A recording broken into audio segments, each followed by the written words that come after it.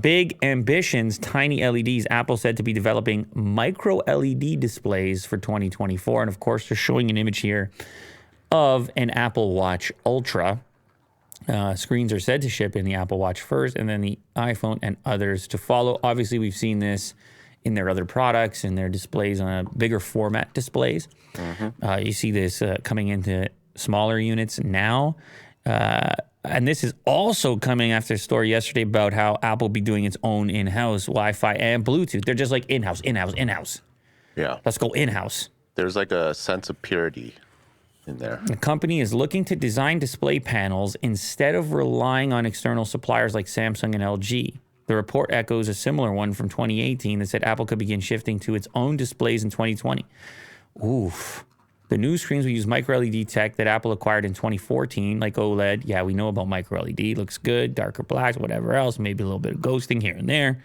Apple is starting small, so it'll do the micro LED displays first, ship them in the highest end Apple Watches like the Apple Watch Ultra before attempting versions for iPhones. People are very particular about displays. They do all types of pixel peeping and things like that.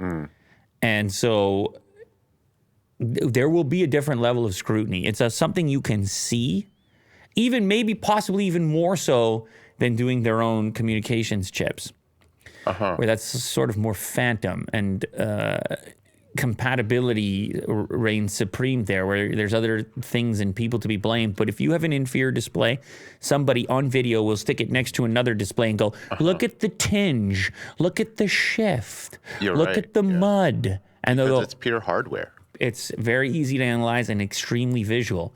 So if their stuff isn't on, let's say, Samsung caliber, it's going to be a different level of scrutiny. And this is why you would start small, which is a smart decision. Start small, start smart. There you go. I don't know. I was going to have one other rhyming thing there, but it fell apart. You understand? Yeah.